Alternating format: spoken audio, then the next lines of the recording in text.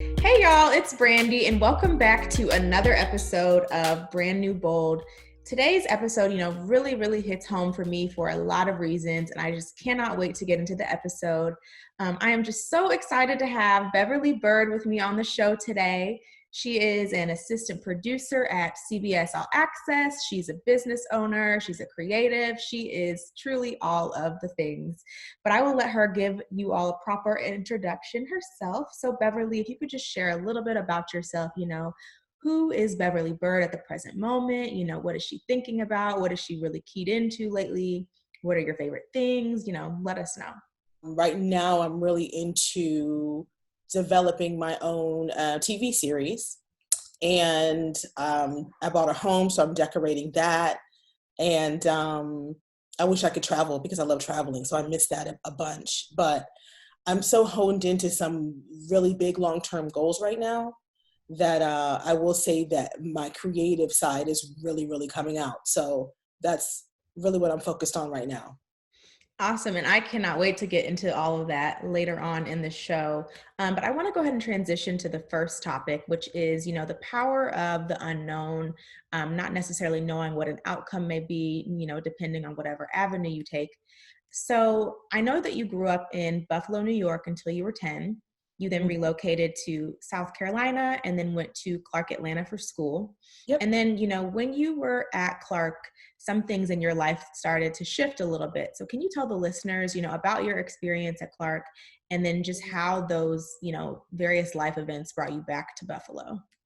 So I went to Clark. It was a great time in the early 90s for everything, culture, Black folks. It was a total culture shock for me, but it was really good. It was a great experience. And shortly during college, actually, I met my ex-husband and we got married very young. And a few years after being married, I realized that I needed to take some time. So I moved to New York and pursued a career in entertainment. And when I left, I said, I'm just going to go for a couple of years, see how it is, just get away, try and find myself a bit. And 20 plus years later, I'm still here. So that's ultimately how it ended up, but I wouldn't change a thing. Yeah. And I really love how you were saying, you wouldn't change a thing because we all have the path that's made for us. There are different things that may come our way, but it ultimately, I feel like, truly leads us in the right direction. So I want to delve into that a little bit. What was that like for you working in the entertainment industry, coming from college and, moving to New York? Like, I'm sure it was just a huge change. So what was that like initially? It was really great. I actually had some friends, like childhood friends that were living here at the time. So I came in, tapped right in. I was in my mid-20s. So it was just a phenomenal time. And also I had family here. So I had been coming to New York for most of my life. I actually wanted to move to LA. And my mother was like, it's too far, we need you closer. And I really wasn't interested in New York, but it was perfect because everything fell into place for me here so perfectly. From my sister calling one of our cousins like, hey, Beverly's coming to New York, could she stay with you? And my cousin was like, oh yeah, absolutely. So I slept on her couch for a couple of months. And at the time I was coming out of Atlanta, I was getting my hair, I had a short haircut, so I was like getting my hair cut every week, or my hair done every week. And my hairstylist, I'm sitting in her chair and I'm like, oh my God, who's gonna do my hair when I moved to New York? And this girl overheard me and she said, oh, my friend is a receptionist at a hair salon in New York. When you go, call her and she'll find the right person for you. I'm like, great. So I come to New York, I'm staying with my cousin, and then I call the receptionist, the girl, and she's like, hey, I have the perfect person for you, but he's booked. So the next best person is available, so come in this date. So I went in that date, sat in his chair, and I was like, oh, I'm living on my cousin's sofa. I got to try and find a place to live. And one of his friends was there and happened to hear me talking and was like, oh, well, there's an apartment in my building that's available. It's a studio. It's in Harlem, in a brownstone. It's only 4 apartments there. The express train is around the corner, so you should look into it. It's like $500 a month, utilities included. Wow. So I was like, oh, and then I got that. So it's like little things started happening. And so when you question stuff sometimes, then it falls into place for you, is when I was like, oh, I'm supposed to be here. I just knew that then. So I settled in. And from there, other things started happening, even, me getting entertainment. And I hope I'm not getting ahead of myself. I was working at a software company when I moved to New York, and somebody asked me what I wanted to do. And I said, I really want to work in entertainment. I'm just trying to figure out my way in. And then she said, oh, you should talk to such and such because his girlfriend works in the music industry. And sure enough, he connected me with her. She was the assistant to the CEO of BMG, and she pulled me in. And I left that job and then got a job there. And so another thing, just happened for me. And this was all within like the first 9 months of me moving to New York. So it was a fast track, but I feel like it was meant to be. Yeah. So in our previous call that we had, just kind of like our introduction call, you were telling me that you eventually ended up in an executive assistant position. So kind of talk to us about that and like, what was the biggest risk that you took on yourself when you were in that position? I I was in the music industry as an EA, and then I left and went to TV as an EA. And it wasn't, to me, it was a stepping stone. Something for me to do and then, jump out of it and move to something else, because I was still trying to figure myself out. I had gone to school and majored in something that had nothing to do with what I was doing now. And there were so many avenues. It was kind of like the world was open to me. So it was eeny, meeny, miny, mo, and I just wasn't quite set on what I wanted to do. So being an EA is a big responsibility. And the problem, there's pros and cons, but the problem for me was that I stepped into a very big role for a very important person who had a very big life. And I managed him and his life so well that he tried to hold on to me as long as he could. So as I'm trying to leave and make moves, it was tough because, there was incentives to stay. Oh, here's more money. Oh, here's more vacation time. Oh, here's some stocks. And so then you kind of get comfortable. And during that time when I was trying to, I hate to use the word escape, but it kind of feels like that. Yeah. I decided to go get my MBA, get my master's degree. And that was a risk I was taking because everybody was trying to talk me out of it. The company even, helped me pay for a bit of it. They didn't understand, like, you're an EA, because people got into those positions and stayed there for a lifetime. Like, people really undervalue the executive assistants and their positions, their roles, their power, the money they can make. And it's a really big deal, but that's a whole other conversation in itself. So when people get the positions like I had, they stay there for a lifetime and they retire in those positions. But that wasn't what I wanted for myself. Like I said, it was great. It was a stepping stone, but I wanted to do something else. And I thought that me maybe going to grad school would be a nice jumping point for me to go off and do something else, because I really wanted to be an entrepreneur. And coming from the background I came from, you had to have education and you had to have credentials. And I felt like in order for me to do that, I needed to go to school. So I would say that's the biggest risk I took.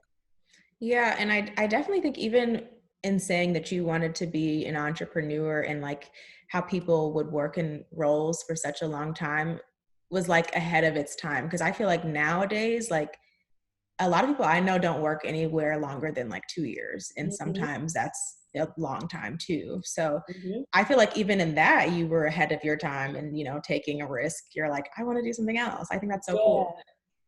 Yeah, I come from a family, my parents are old school, so they're all about like getting a job, staying in it, getting your retirement, getting your pension. But I grew up around, I went to private school a majority of my life, and I grew up around a lot of wealthy white kids. And their parents were not as educated as my parents were, but they were very wealthy. They had businesses. They were all business owners. They all did very well for themselves. And even, my Black friends that I grew up around, upper middle class families had a lot of education, and doctors, lawyers, and business owners as well. But I just felt like there was something more for my life than just going to school, getting a degree, and having a job. I had seen too many things. I just didn't know what it was. And that was the struggle for me for a long time, not knowing. And I think that people put a lot of pressure on themselves, like they have to know, and it has to be this, I have to do that. And, sometimes you just don't know, number one. And sometimes you think you know, and things change, and then sometimes you get exposed to it and you're in it and like, this ain't it. Like, I got to figure something out. Right. And we put a lot of pressure on ourselves, but we just have to live and just be in it. And that's the difference between my generation, I feel like, and, the generation now is that you see so many things, you're exposed to so much. We didn't have the internet, when I was coming up. So it was just word of mouth. People who were doing certain things, and I didn't really have to compare myself to other people to feel less than. Like, I was it, anyway, as far as I was concerned. Whatever I was doing, I was making money, I could take care of myself, I was traveling, I had friends, I got a good life. So there was a bit of pressure I put on myself, but I didn't think anybody else was putting it on me, is my point. And I think that sometimes, unfortunately, you see so much and so many people doing so many great things. And so you think they are, and sometimes they are, sometimes they're not. And then you feel like you're behind, we compare ourselves. Yeah. So yeah.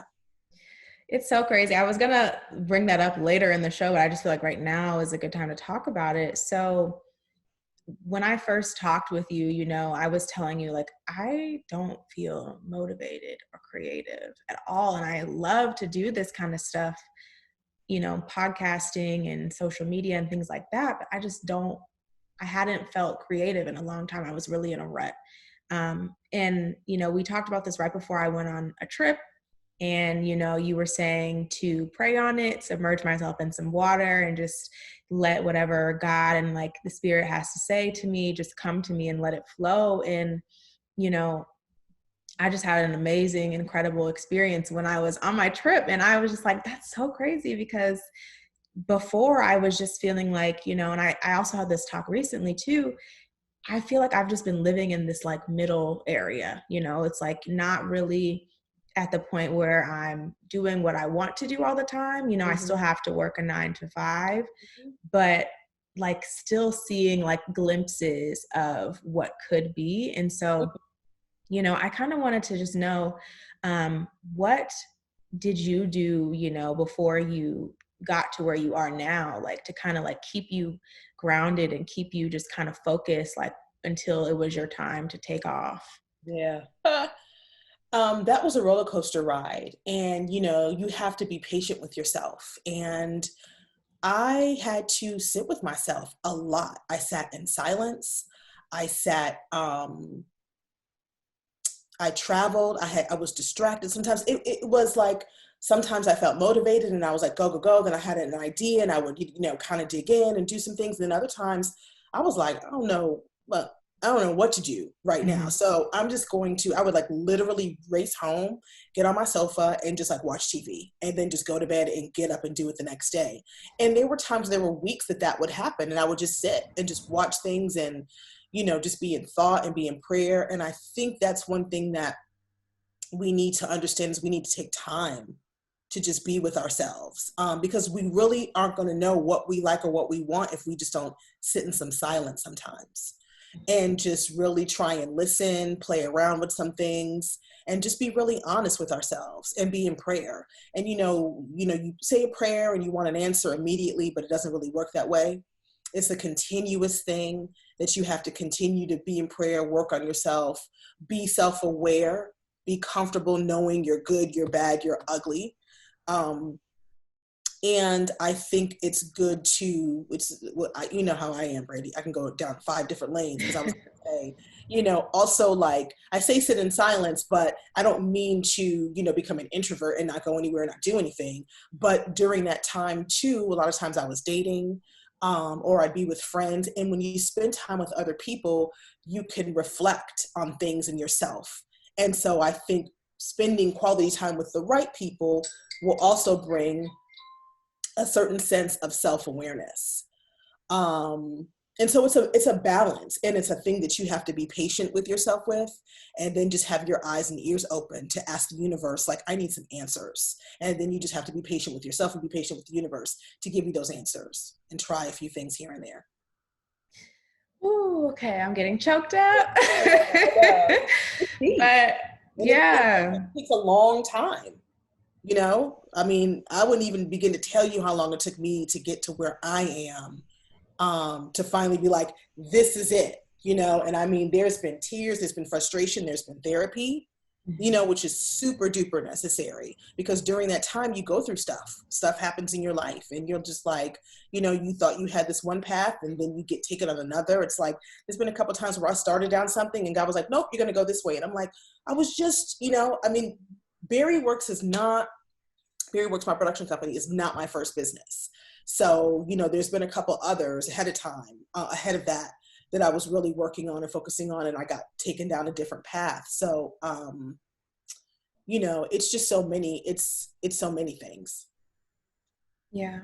Yeah. And I do want to get into the point where we talk about BeriWorks, actually right now, if we could, because, you know, you started it in 2012, um, basically as a way to continue to tap into your creative, Mm-hmm. while you were working, you know, these corporate jobs. So kind of talk about, you know, what the company is, what it does, you know, what type of work you've done, just, you know, an overall background about it.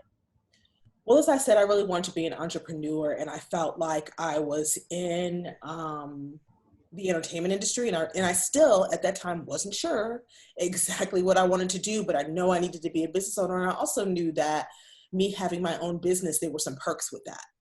So, being that I was traveling so much, and you know, working in corporate, I learned a lot. I paid attention to a lot of the people that I worked for, worked with, who were very wealthy, and you know, knew a lot to do with their money. So that was one of the reasons, honestly, where I started it, because it was a tax write-off, um, and I could cipher a lot of my money and my income through there, you know. So that's the first reason. And then I just felt like something, you know, was going to happen, and I wasn't really sure what, because it sat layman for some years. I had the company, I had my LLC, I had all these things, but I really wasn't doing anything with it.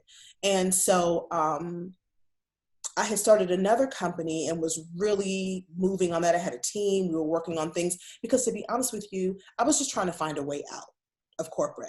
You know, the perks were good, the money was good, but I just didn't feel fulfilled. And I just felt like there was something else, you know, meant for me. And that's why I started that other company. But then we had a magazine at CBS, and there was a shakeup in the company, and my boss was in charge of the whole thing, and he gave me the opportunity to produce still photography shoots. So in the magazine, there were 4 or 5 features each issue, and we basically would take CBS talent, and CBS owns like Showtime, and so any talent under the CBS umbrella, we would put them on the cover or put them inside of the magazine, and we would take them around the world and do photo shoots with them. So I was tasked with producing those photo shoots. So I would have to work with the creative director on what their vision was, find a location, barter a deal for us to be able to stay there, and, you know, make all the way, do the transportation, hire the stylist, hire the makeup artist, hire the entire team for each shoot. So it was just like a huge blessing. At the time, it threw me off track from my other business, because I really thought that was going to be what it was to get me out. But then I started doing that and I really enjoyed it. So I'm like, it's the travel, it's the glam, it's the, you know, it's the talents, you know, A-list celebrities. And it was great, and it was a total learning experience. And so that's how I really dived into BeriWorks, because that was, you know, those are my first gigs for my production company. So how have you had to adjust, you know, if at all, your business model since the pandemic started, you know, and how does production continue to move along, you know, when the world is like pretty much closed? Yeah. My business was kind of put on hold. I think that like last summer, July 2020, really dead in the middle of the pandemic, I got called for a job. I did a Clinique commercial, and which was great, with a friend of mine, Dario, who at the time had just shot Viola for the cover of, let me not, Vogue. I could be wrong. I don't remember, but it was a pretty big deal because he was the first Black photographer. So at that time, it was just a lot of temperature taking, masks, we got it done. But it was still a little bit of a scary time. So production was scarce. Shortly after that, though, I started working on a TV show. At the time, it was called The Second Wave, and I think now it's about to come out. It's called The Bite. And the premise of that was we were sending the cameras to the talent for them to set up their camera themselves, do their hair and makeup themselves, and we were filming it all via Zoom. Wow. So that was dope. We were able to, all be at home. Eventually the script started getting bigger and bigger. So they ended up having to get a location and get a townhouse for us to have different levels and have some of the talent in there and shoot some of the scenes there. But point is, production carried on. I was mostly working from home, which was great. And, we made a way. But I think that also me being a business owner ties back to the lessons I learned when I was in corporate, to have your own business because when the pandemic hit, there were a lot of incentives and government assistance for businesses. And I was able to tap into those too, which was really, really helpful. So this might have kind of already been answered with your last response, but what don't people tell you about owning your own production company, and then let alone being a Black woman in production? This is a tough one because, there are not a lot of Black production companies. But I feel like the ones that dominate the industry are mostly white. They have their friends. The industry is based on if people like you, first of all, and then you get the job. So even if you don't have the credentials, if they like you, they'll help you and work through you learning the job so they can work with you. They want to make sure that they're working with somebody they're comfortable with, that they enjoy being with.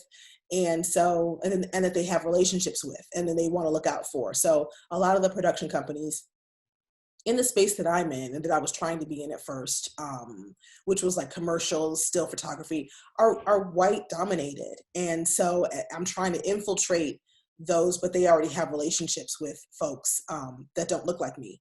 So it just kind of, edged my way out here and there, and just made me have to try and maneuver and think of, you have to figure out, well, I know I do these two things, but let me find a way to do these three other things so that I can market myself, to an even bigger audience, because, being in that one box isn't gonna really get me anywhere. So you just have to become multifaceted, and also getting the right team of people together. So I basically made my team larger, of people that did things that I definitely didn't do, but I can say I do it because I have somebody on my team that does. So, it's a game. What are you most proud of as it pertains to your company? You mentioned maybe some challenges that you've been facing or faced in the past, but what is something that you feel like you can look back on and say, wow, I'm so proud of myself in terms of what I've done with my company? Yeah, I still have so far to go. Like, I'm really just beginning. There's a lot of great, great things on the horizon right now. So it's funny you're catching me at a really particular time, because I was thinking today as I was going to talk to you, we're going to look back on this in a short period of time, I think. And it's going to be really significant. So far, I'm a little hard on myself, so I don't necessarily want to say I'm so proud. I think I'll say I'm proud of myself for starting it in itself, and making the face of it what it is. And I'm proud of my portfolio, as far as of today. And it's just about to be a little broader, a little bigger than what it's been. So I really think that the best is yet to come. And then I also wanted to know, what would you tell aspiring creatives or people looking to break into production? What kind of advice would you give them if they don't really know where to start, or, how to even make certain connections? It's really all about relationships, and showing up, and even having to volunteer your services sometimes when you might not get paid, or when the pay is very low. I've run into quite a few of our people who have this stuck rate in their mind sometimes, and if they don't get it, then they move on, and I think they're doing themselves a disservice. Especially the ones that are beginning, and it's a give and take. It's like, one day you might not make your regular rate, but the next one you might make double. And then you should maybe give yourself a certain amount of time to be in that space where you just kind of have to work with people. Because you want to build an established relationship. You don't want to get taken advantage of either, you know, so it's a little bit of a dance you have to do, but you just really have to be open to working with people sometimes. You just never know who could, you know, be the next big thing. And even if they're not, you want to be the next big thing, but you just want to be in the room with as many different people as you can and have them remember you as being someone who they enjoyed working with, that was dependable, and that was flexible. I think that's a big deal. Okay. So we're about to wrap up here, and I just want to ask you one last question before we go. So now you're at this point in your career where you're at CBS All Access, you're working on test pilot shows, you have your own production company. So like, what have you learned about yourself when you look back on your entire journey in your life? I think that self-awareness is a really big deal. You have to know the good, the bad, and the ugly about yourself and be okay with it and be able to work on it.